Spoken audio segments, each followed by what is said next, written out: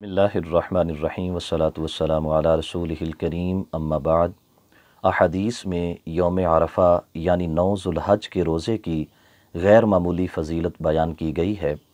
हज़रत अबू क़तादा रदियल्लाहु ताला अन्हो से सही मुस्लिम में रवायत है, सरकार दो आलम सल्लल्लाहु अलैहि वसल्लम ने इरशाद फरमाया, मुझे अल्लाह ताला की ज़ात पर उम्मीद है कि वो यौम अरफ़ा का रोज़ा रखने की सूरत में रोज़ादार के गुज़श्ता साल और आइंदा साल के गुनाहों को माफ़ फरमाएगा।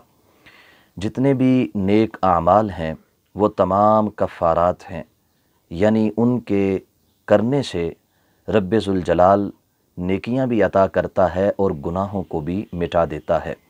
लेकिन यौम अरफ़ा के रोज़े की मुनफरिद शान है, जितने भी कफ़ारात हैं उनकी वजह से गुज़श्ता गुनाहों को माफ़ किया जाता है, लेकिन यौम अरफ़ा की वजह से रब्बे ज़ुल जलाल न सिर्फ़ गुज़श्ता एक साल के गुनाह माफ़ कर देता है बल्कि आइंदा साल के भी एक गुनाहों से दरगुज़र फरमाता है।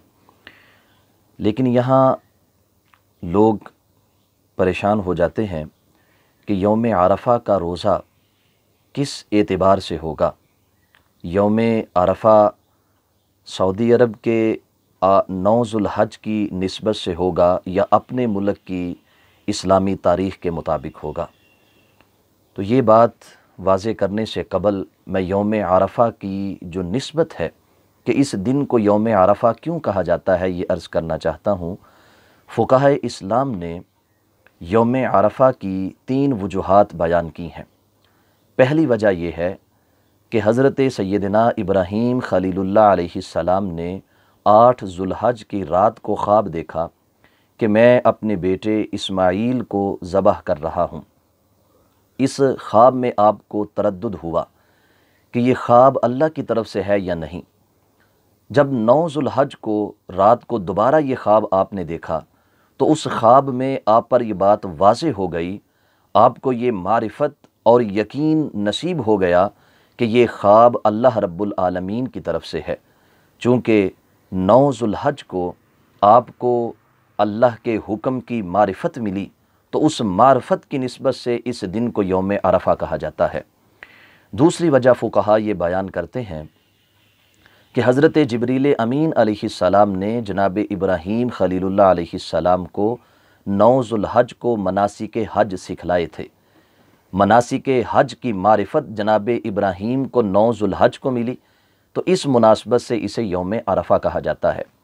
और तीसरी वजह यह है कि हुज्जाज हज का रुकन आज़म अदा करने के लिए मैदान अरफ़ात में वक़ूफ़ करते हैं और मैदान अरफ़ात का वक़ूफ़ 9 ज़ुल्हज के साथ ख़ास है, तो इस वजह से इसे यौम अरफ़ा कहा जाता है।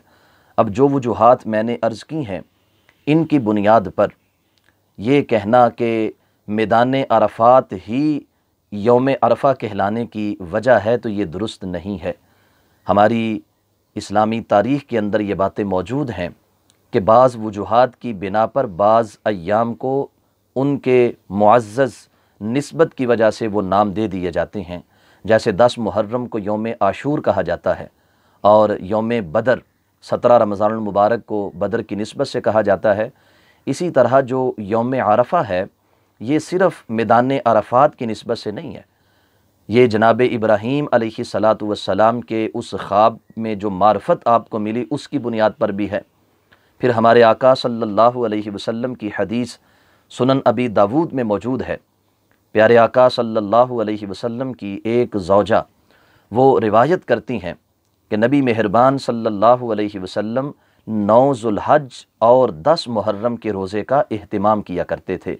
अब इस बुनियाद पर ये नहीं कहा जा सकता कि हर मुल्क वो सऊदी अरब के यौम अरफ़ा की निस्बत से यौम अरफ़ा के रोज़े का एहतिमाम करेगा तो उसे ये अजर दिया जाएगा, बल्कि हर मुल्क में उस मुल्क की इस्लामी तारीख़ के मुताबिक जो भी यौम अरफ़ा होगा उस दिन रोज़ा रखने से अल्लाह रब्बुल आलमीन ये जज़ा अता फ़रमाएगा।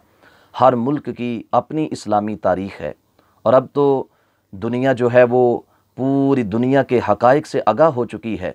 मशरिक़ व मग़रिब में जो हो रहा है पूरी दुनिया उसको जानने वाली है। लिहाजा यौम अरफ़ा ہر ملک کی اپنی اسلامی تاریخ کے مطابق ہوگا۔